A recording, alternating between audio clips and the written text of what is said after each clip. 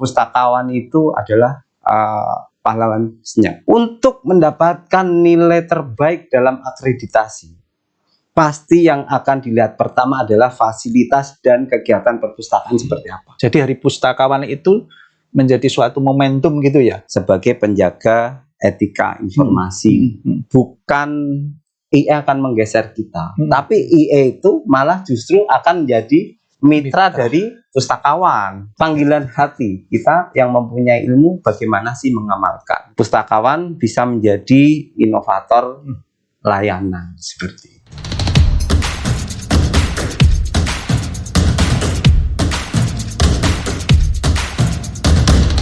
Halo Sobat Perpus dan Arsip, kembali lagi di Perpustakaan dan Arsip Podcast, tempat berbagi wawasan, inspirasi, dan cerita menarik dari dunia perpustakaan dan arsip.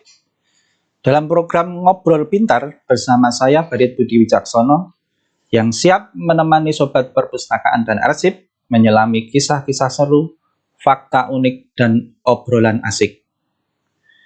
Sobat Perpus dan Arsip, memaknai Hari Pustakawan, pada kesempatan kali ini kita mengundang salah satu narasumber, yaitu Mas Maniso Mustar, SIPUS. Beliau merupakan Ketua Forum Pustakawan UGM. Selain itu, beliau juga merupakan Komisi 5, anggota penelitian, pengembangan, dan publikasi ilmiah Forum Perpustakaan Perguruan Tinggi Indonesia, pengelola kelas menulis pustakawan, Seksi Hubungan Kepada Masyarakat, Ikatan Pustakawan Indonesia, Pemerintah Daerah Sleman. Langsung saja, halo Mas Coco. Halo, selamat siang Mas Badit. Selamat siang, gimana kabarnya Mas Coco? Alhamdulillah baik. Alhamdulillah. Sebelum kita akan ngobrol lebih jauh ya Mas Coco, Ya. Ini Mas Coco baru saja mendapatkan amanah menjadi Ketua Forum Pustakawan UGM. Selamat ya Mas Coco ya. Terima kasih. Semoga bisa mengemban amanah dengan baik. Amin, amin, amin. Ya, Mas Coco. Ya. Sebelum kita ngobrol lebih jauh tentang nanti makna Hari Pustakawan, mungkin Sobat Perpustakaan dan Arsip juga pengen tahu ini perjalanan kisah cerita singkat mengenai perjalanan karir Mas Coco dari awal menjadi pustakawan. Ya. Silakan Mas Coco. Terima kasih. Selamat siang Sobat Perpus dan Arsip. Perkenalkan, saya Maniso Mustar. Kebetulan saya memang lulusan D3 Perpustakaan UGM tahun 2002. Setelah itu saya wisuda bulan Agustus. September saya langsung kerja di Departemen Ilmu Kesehatan Anak FKKMK UGM.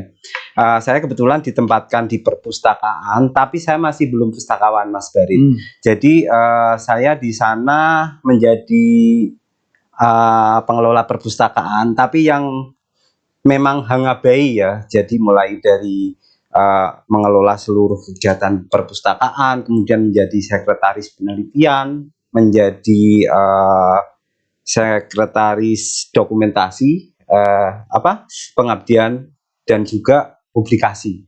Jadi banyak sekali yang saya kerjakan, termasuk di sana banyak event karena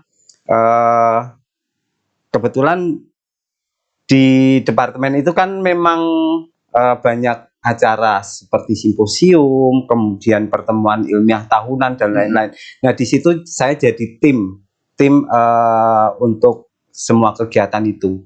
Jadi ilmu perpustakaannya jalan, tapi kegiatan lain juga ada yang banyak sukses dikerjakan. Nah, di situ saya baru mulai sekolah ilmu komunikasi untuk mendukung kegiatan saya. Kemudian tahun 2018 ada kesempatan untuk mengikuti lomba pustakaan berprestasi GM waktu itu, dan kebetulan saya mendapat terbaik 2. Nah, setelah itu mungkin dari perpustakaan pusat lihat nama saya, terus saya disarankan untuk masuk ke jabatan fungsional pustakawan. Nah, di situ saya mulai masuk ke jabatan fungsional pustakawan tahun 2018. Nah, di situ saya banyak belajar dan kebetulan tahun 2018 itu saya dipindahkan dari departemen ke perpustakaan Fakultas Kedokteran. Nah, di situ saya baru memulai karir saya di dunia pustakawan, dan alhamdulillah ya saya banyak belajar di situ. Tidak hanya sekedar mengelola buku, tapi bagaimana kita itu mengarahkan dan memberikan pengetahuan kita terhadap pemustaka di FKKM KUGM. Seperti itu. Berarti kalau dari awal Mas Coco masuk sampai dengan saat ini sudah berapa tahun? Kalau mulai dari pustakawannya itu sampai sekarang itu kurang lebih baru 7 tahun. 7 tahun. Baru 7 tahun. Tapi alhamdulillah sudah 2 kali naik. Alhamdulillah. Top itu. Iya. Selama mungkin dari awal masuk ya sampai dengan 7 tahun yang sampai saat ini ya, itu mungkin Mas Coco karena sudah agak lama ya kalau dari sisi perjalanan karirnya itu memaknai pustakawan itu kayak apa Mas? Memaknai pustakawan ya. Kalau saya secara pribadi itu pustakawan bagi saya itu seolah-olah itu sebagai pahlawan senyap. Jadi kalau guru katanya itu pahlawan tanda jasa. Kalau pustakawan menurut saya itu pahlawan yang senyap. Jadi pustakawan itu berperan untuk membangun bangsa lewat pemikiran dan juga penyebaran informasi. Tetapi tidak perlu diperlihatkan kepada publik. Jadi menurut saya pustakawan itu adalah pahlawan senyap. Pahlawan senyap. Kalau guru pahlawan tanpa tanda jasa, kalau pustakawan pahlawan senyap. Top itu. Kemudian selama proses perjalanan karir Mas Maniso ya, yang dari awal tadi mungkin ada semacam tantangan ya, karena tadi sudah dikemukakan Mas Coco kan berbagai macam. Sebelum diangkat jadi pustakawan saja sudah diberikan amanah macam-macam ya, yang sangat banyak. Yang sangat banyak sekali. Itu ada apa ya, semacam tantangan ataupun apa yang itu menjadi justru menambah atau mampu untuk mengembangkan diri Mas Coco itu? Mungkin ada yang paling berkesan atau apa sehingga itu sangat mendukung sekarang Mas Coco menjadi seorang pustakawan? Tantangan saya kira sangat banyak ya. Jadi untuk menjadi pustakawan itu kita tuh perlu yang namanya adaptasi terhadap perkembangan teknologi. Saat ini teknologi itu berjalan begitu pesat ya. Jadi kalau kita tidak bisa adaptasi, pasti kita akan ketinggalan. Nah, kemudian sekarang banyak sekali perubahan ya, karena teknologi ini. Seperti saya contohkan, misalnya saya menuliskan di suatu surat kabar bahwa kita sebagai pustakawan, kalau kita tidak mengikuti perkembangan atau kita tidak melakukan adaptasi terhadap perkembangan, kita akan ditinggalkan. Seperti jalan tol misalnya, dulu itu jalan tol itu masih ada petugas. Di pintu masuk itu petugas berbondong-bondong banyak sekali. Sekarang karena teknologi mereka tuh tanpa petugas satupun, walaupun ada di belakang yang memantau. Tapi teman-teman di jalan tol ini hilang, seolah hilang. Kita tinggal tap udah. Kalau misalnya kita sebagai pustakawan tidak mengikuti ya, nanti ada kemungkinan walaupun tidak 100% akan ditinggalkan oleh pemustaka seperti itu. Nah, bagaimana sih supaya kita tidak ditinggalkan? Ya salah satunya kita beradaptasi terhadap perubahan itu. Kemudian kalau tantangan yang lain, perubahan pengguna. Perubahan pengguna itu sudah berbeda dengan zaman dulu. Kalau pengguna pemustaka dulu itu kan yang dicari itu buku teks, kemudian berbondong-bondong datang ke perpustakaan untuk membaca, kemudian untuk katakanlah mencari referensi dari buku-buku itu. Nah, sekarang tuh udah beda. Teman-teman bisa mengakses perpustakaan dari manapun, kapanpun dia mau. Karena kan sekarang hampir bookless ya.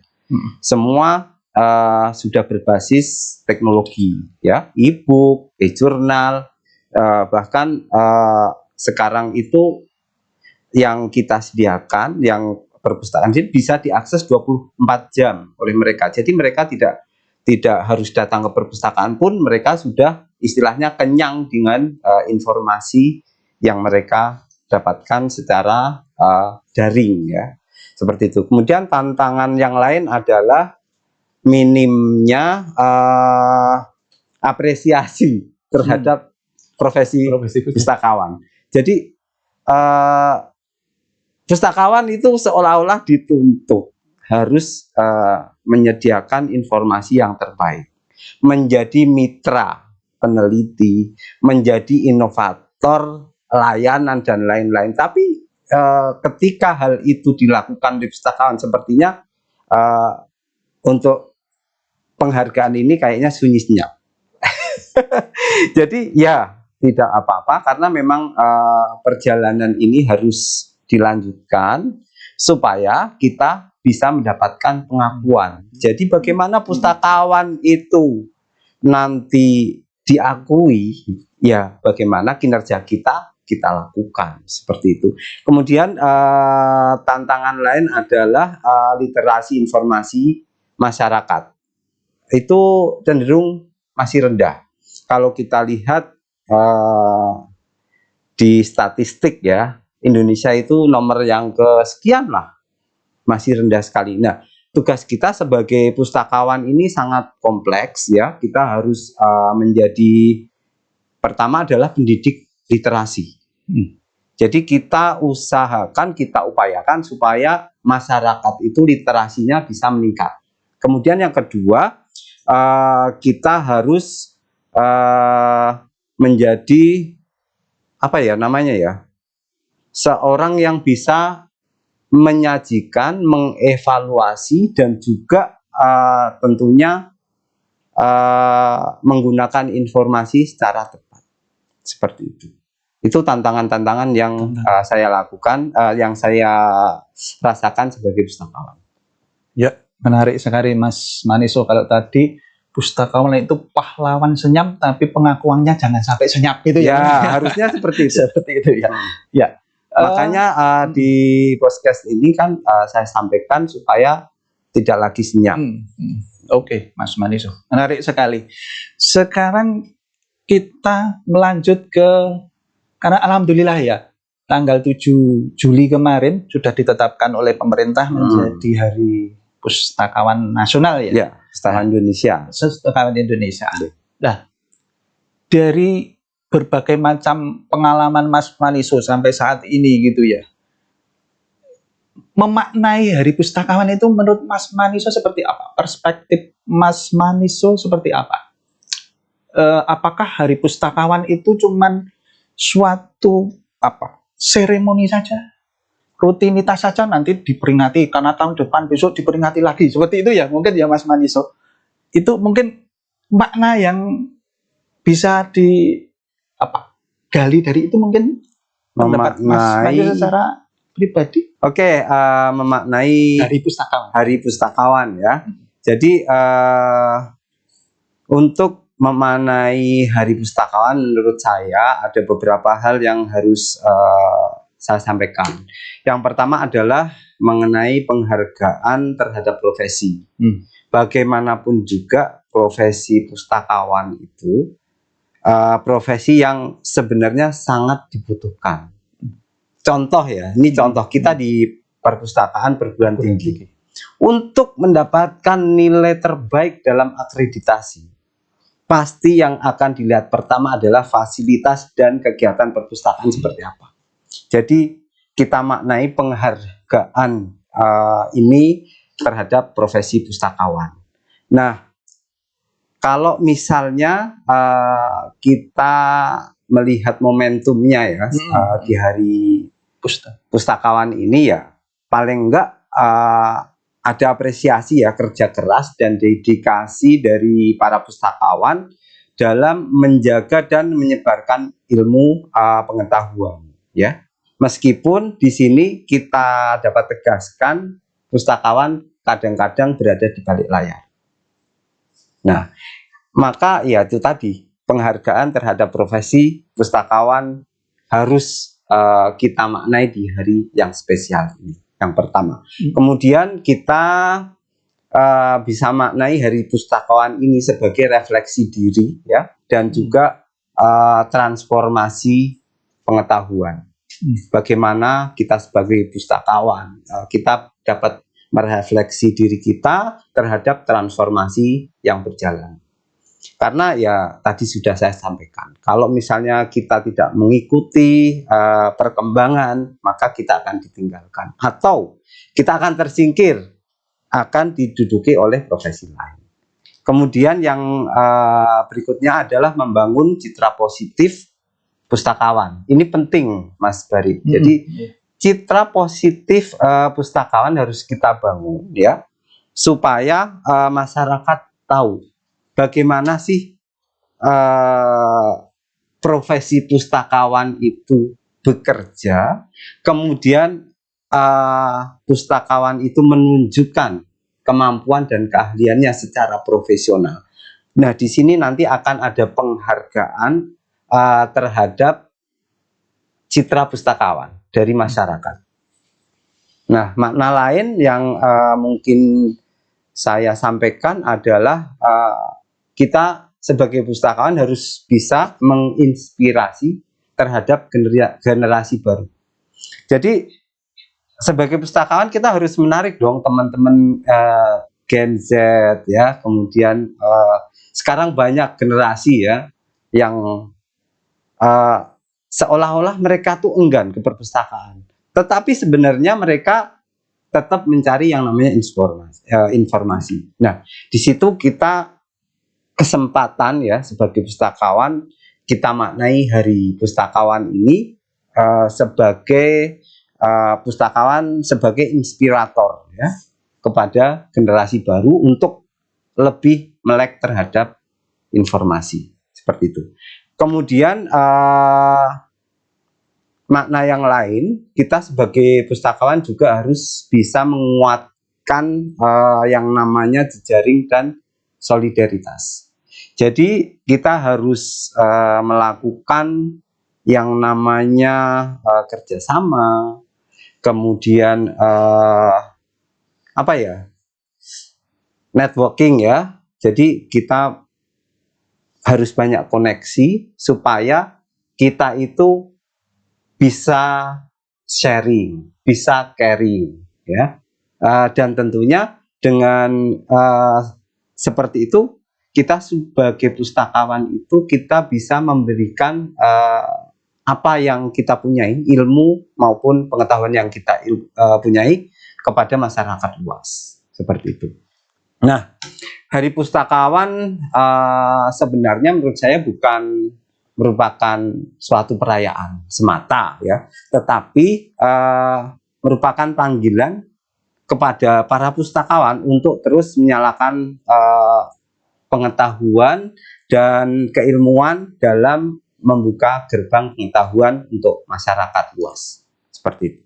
Ya, terima kasih Mas Maniso. Jadi menurut Mas Maniso, adanya Hari Pustakawan ini memberikan manfaat di samping sebagai bentuk penghargaan atau reward, ya, dari pemerintah tentang keberadaan pustakawan itu sebenarnya memang ada gitu, ya, secara benar, memang ada, walaupun seolah-olah mereka bekerja di balik layar, ya, tapi mereka sangat berperan untuk pendidikan semua lapisan masyarakat.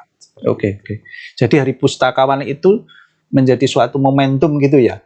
Mungkin kayak alarm gitu mungkin, ya. Kadang kita satu tahun mungkin jenuh dengan pustakawan itu apa gitu, tapi dengan adanya Hari Pustakawan itu akan menggugah mungkin mencharge kembali semangat ataupun sebenarnya refleksi pustakawan itu apa toh, fungsinya apa toh, menjawab tantangan kedepannya apa, mungkin seperti itu, ya. Betul. Siap. Kalau dilihat dari maknanya, saya memaknai seperti itu, Mas Bari. Oke. Itu tadi makna Hari Pustakawan dari sisi pustakawannya, ya. Apakah sebenarnya Hari Pustakawan itu juga bermakna, juga akan mempunyai relevansi, punya bermakna pada masyarakat secara luas, ya? Karena kan biasanya kalau hari nasional misalnya, itu kan juga menggaungkannya kan tidak hanya di internal organisasi ataupun masyarakat, ataupun kalau pustakawan ya hanya pustakawan saja gitu ya, Mas Maniso ya.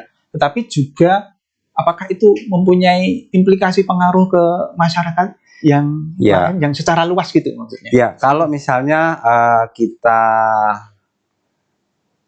kita lihat bersama ya Hari Pustakawan ya, sebenarnya bukan hanya menjadi momen untuk para pustakawan saja, tetapi menjadi suatu momentum yang penting untuk kita mengedukasi kepada masyarakat bahwa pustakawan itu bukan hanya sekedar penjaga buku, ya, bukan hanya sekedar penjaga buku, tetapi ya pustakawan itu adalah yang pertama pendidik literasi informasi. Yang kedua, pustakawan itu kalau di perguruan tinggi itu merupakan mitra riset, ya, sahabat penelitian. Kemudian pustakawan juga merupakan inovator layanan perpustakaan, ya. Jadi untuk menjadi perpustakaan yang terbaik itu dibutuhkan pustakawan yang melakukan inovasi. Dan juga kalau kita lihat ya akhir-akhir ini berkembangnya artificial intelligence, pustakawan juga bisa berperan sebagai penjaga etika informasi, gitu. Jadi bukan hanya sekedar pustakawan itu bukan hanya sekedar pembaca buku. Seperti kalau menurut saya untuk apa ya namanya ya, peran pustakawan di masyarakat umum itu sebenarnya sangat luas. Ya. Oke, Mas Maniso, menarik sekali. Ini tadi dijelaskan Mas Maniso kaitan bahwasanya pustakawan itu bukan sebagai penjaga buku. Sekarang sudah ada kemajuan teknologi, ada kecerdasan buatan dan lain sebagainya, yang itu menjadi tantangan dari pustakawan yang akan kedepannya gitu ya, Mas Maniso.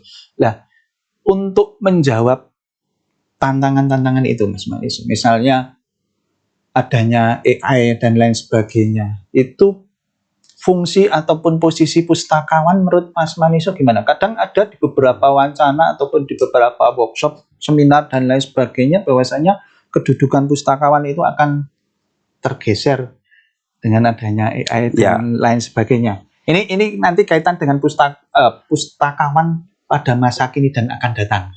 Ini gimana ini? Jadi gini, perspektifnya Mas Maniso. Kalau saya rangkum pertanyaannya Mas Barit ya. Pustakawan itu kan tadi saya sudah sampaikan ya. Yang terakhir adalah sebagai penjaga etika informasi. Nah, untuk menjadi pustakawan yang terbaik, menurut saya ya, untuk menjadi pustakawan yang terbaik adalah kita pustakawan yang mau berkembang.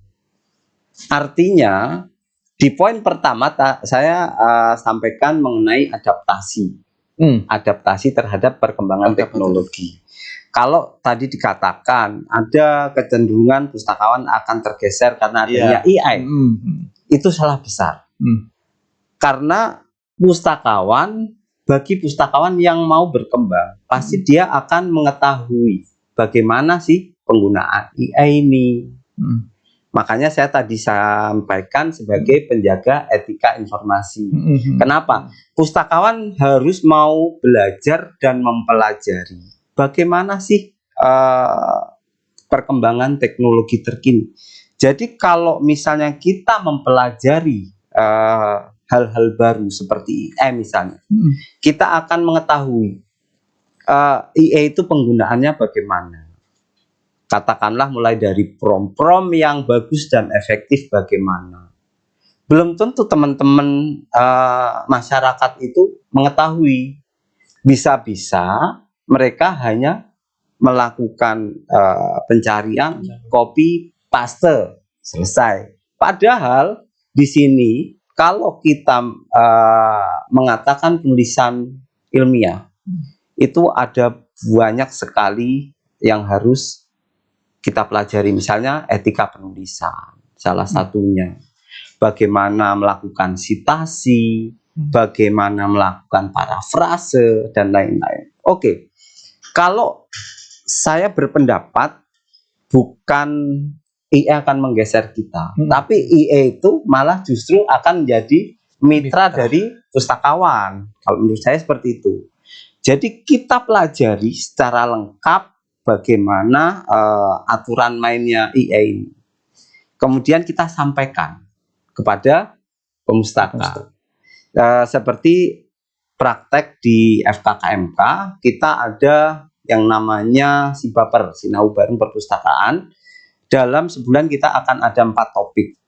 Salah satunya adalah pengenalan IE untuk penulisan karya ilmiah. Nah, di sini kita sebagai pustakawan kita menjelaskan bagaimana sih penggunaan IE yang benar. Kemudian bagaimana mengaitkan referensi secara benar dan baik, melakukan sitasi bagaimananya kita yang sampaikan. Kemudian bagaimana sih kita kalau misalnya bermitra dengan IA, ya kita boleh bertanya kepada IA, tetapi banyak hal yang harus kita sampaikan ke pustaka, ke pengguna. Kita harus memberitahukan mengenai etika, kemudian bagaimana sih nanti kalau kita sudah paste, bagaimana mengolahnya. Ini kan tulisan robot, kita harus bisa memberikan edukasi kepada masyarakat. Kita harus memanusiakan tulisan ini.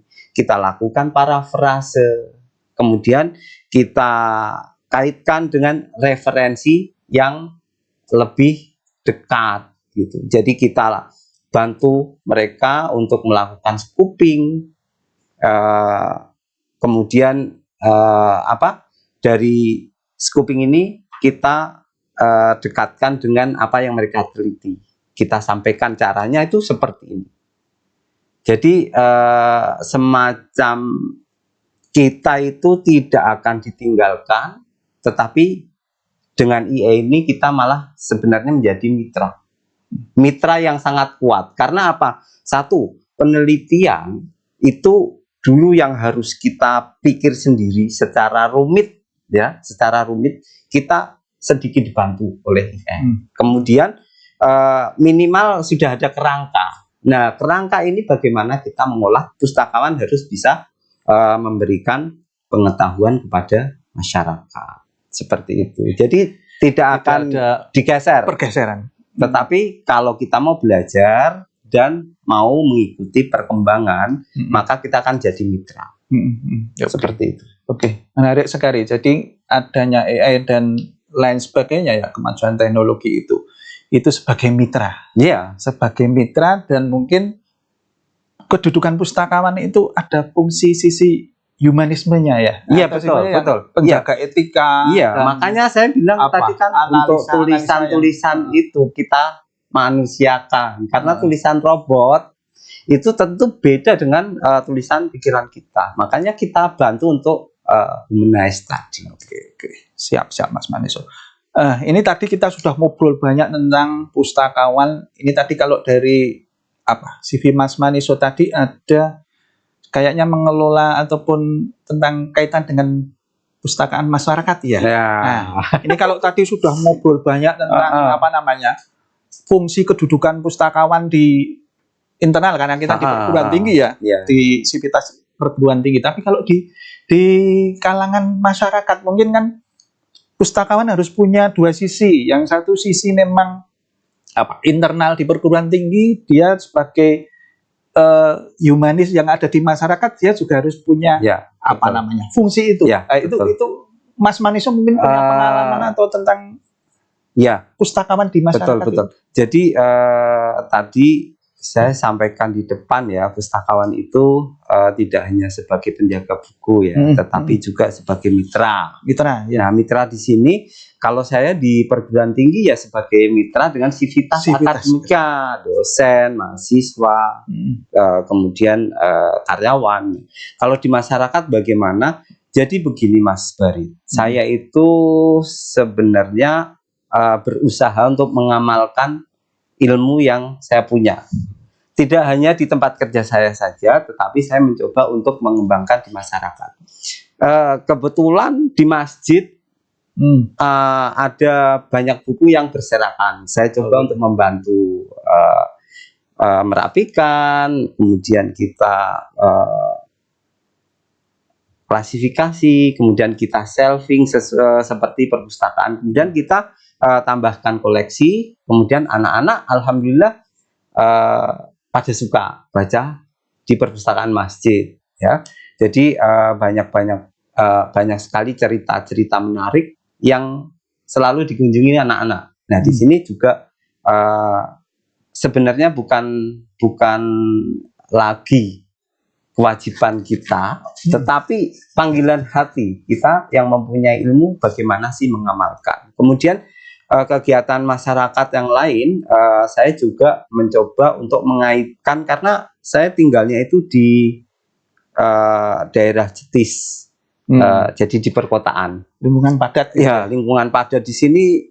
Kalau saya lihat itu anak-anak itu cenderung lebih suka main HP, gadget, dan lain-lain. Nah, ini di sini saya punya anak kecil juga kebetulan. Wah, saya nggak mau dong anak-anak saya nanti seperti itu. Bagaimana sih caranya? Dengan kemampuan yang saya miliki, ilmu yang saya miliki, saya mencoba untuk menjembatani mereka supaya mereka tidak full ke gadget. Nah, saya coba untuk membuat terobosan kerjasama dengan kebetulan warga ada yang berprofesi sebagai guru. Ada kelas menghitung, membaca dan menulis. Kemudian ada kelas menari. Terus saya kebetulan hobi nih dari dulu mainan bocah, dolanan bocah itu ada berang ada. Oke, ada kelas mainan bocah, dolanan bocah. Kemudian ada juga kelas sebenarnya semacam semacam seni peran gitu. Tetapi saya coba untuk dengan media seadanya. Jadi saya download musik, kemudian saya suguhkan mereka untuk bercerita, saya iringi musik. Jadinya apa? Seperti ketoprak gitu. Dan mereka suka banget dengan peran itu. Jadi kita ada pementasan, banyak pementasan Mas Barit, ya. Dengan usaha saya ini alhamdulillah mereka jadi berkurang gadgetnya. Mereka ada kelas menulis, kelas membaca, menghitung dan membaca, kemudian ada kelas tari, ada kelas drama, ya. Nah, akhirnya kita itu di Kampung Cokrokusman itu punya suatu wadah yang mana kita ada gelar potensi budaya. Setiap bulan Oktober kita sudah melakukan 3 kali. Itu antusiasmenya banyak, bukan hanya masyarakat di tempat saya yang saya tinggali, tapi dari luar kampung banyak yang ikut gitu. Jadi ini berarti kelas saya, kelas dramanya dan kelas menarinya ini bisa merupakan suatu pengalihan, menjadi jembatan untuk mengalihkan dari anak-anak yang suka bermain gadget, suka bermain HP, ya, akan berkurang dengan aktivitas ini. Dan ini diakui oleh terakhir itu diketahui sama camat, ya, camat. Ya, ini sekarang sudah digandeng oleh kecamatan untuk menjadi mitra kampung budaya. Seperti ada apresiasi dari kecamatan jadinya, ya, dengan ya, itu betul. apresiasi, ya, kerjasama untuk Jadi kecamatan, kelurahan ada acara, anak-anak saya ini diundang untuk tampil. Mereka nanti dapat istilahnya uang lelah. Mereka tuh suka walaupun nggak banyak gitu. Tapi dengan kegiatan ini mereka itu lebih bisa jauh dari yang namanya gadget ini. Karena beralih ke kegiatan lain yang menurut mereka lebih bermanfaat seperti itu. Hanya sebagian kecil sih sebenarnya. Ya mudah-mudahan nanti bisa memberikan manfaat yang banyak. Ini sudah saya tuliskan juga Mas di jurnal apa ya kemarin ya, Al-Maun. IAIN UIN Purwokerto. Tentang kegiatan ini ya. Saya tuliskan di situ. Menarik sekali Mas Maniso tadi dari awal tentang pemaknaan Hari Pustakawan sampai kegiatan Mas Maniso baik itu di internal Civitas Akademika UGM maupun di eksternalnya di lingkungan masyarakat. Ternyata Mas Maniso ini sangat menginspirasi, mudah-mudahan menginspirasi karena pustakawan tidak hanya terkungkung pada itu tadi sebagai penjaga buku dan lain sebagainya, tetapi memberikan manfaat secara luas. Nah, mungkin dari Mas Maniso ada closing statement ataupun harapan pesan kepada seluruh pustakawan dan mungkin masyarakat pada umumnya tentang profesi pustakawan ini ke depannya seperti apa dan harapan-harapan. Baik, mungkin sedikit saya menambahkan ya. Tadi saya sebut pustakawan itu sebagai inovator layanan. Mungkin bisa saya contohkan ya, inovasi saya adalah layanan dokter pustaka. Ya, layanan dokter pustaka ini berawal dari teman-teman dokter yang sudah lulus di daerah itu mengontak saya, Mas, saya tidak lagi bisa menggunakan database dan e-resources yang dilanggan UGM karena mereka sudah lulus. Alumni, ya. Nah, terus di sini jadi makin lama kok makin banyak ya yang menghubungi gitu. Jadi saya punya ide untuk membuat inovasi ini. Jadi saya coba menjembatani mereka dengan cara apa yang kamu butuhkan sampaikan ke saya, nanti saya bantu untuk mendapatkan. Dan alhamdulillah ternyata membernya banyak Mas Barit. Oh gitu. Jadi kalau di Telegram itu sudah 1000-an ya. Kalau di WA itu sekitar 400-500-an karena sudah tidak muat. Jadi sudah tidak bisa menambah lagi anggota. Dan di website FKKMK juga kita ada layanan dokter pustaka. Jadi intinya gini, layanan dokter pustaka ini dari teman-teman alumni yang tidak bisa mengakses ini, kalaupun mereka mau melanggan juga mahal.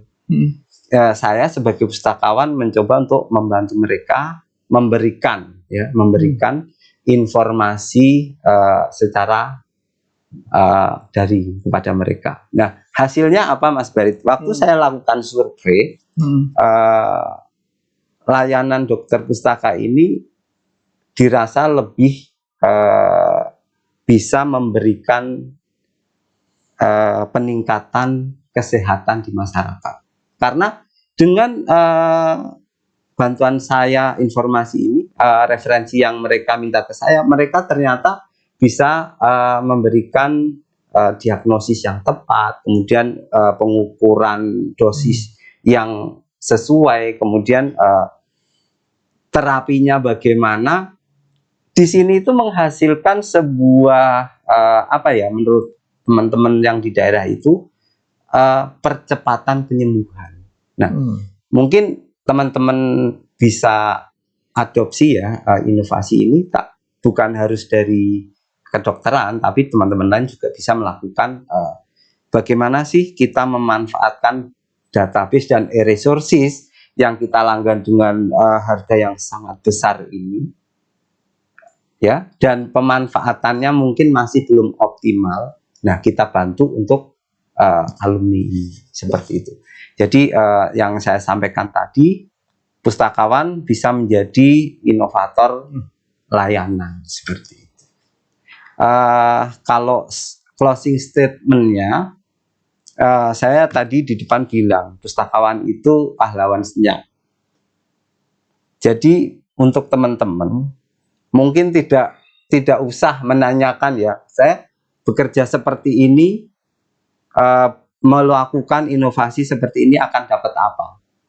Tetapi kita sebagai pustakawan tunjukkan kinerja dan inovasi terbaik untuk masyarakat. Maka masyarakat akan menilai kita sebagai pustakawan yang memang benar-benar senior. Seperti itu Mas Berit. Oke, Sobat Perpus dan Arsip, mungkin kita akhiri episode Ngobrol Pintar kali ini. Terima kasih sekali Mas Manuso Sama-sama. atas sharing dan rawuhnya kedatangannya di podcast kami. Semoga apa yang sudah di-sharingkan dari awal tadi sampai akhir ini tadi menginspirasi, memberikan semangat, memberikan ilmu yang lain, sehingga pustakawan-pustakawan di Indonesia ini akan lebih maju lagi. Amin. Dan kepada Sobat Perpus juga terima kasih sudah setia menonton podcast kami. Jangan lupa like, comment, share, and subscribe untuk mendapatkan update seputar perpustakaan dan arsip UGM. Sampai jumpa di episode berikutnya. Salam literasi, learning is fun.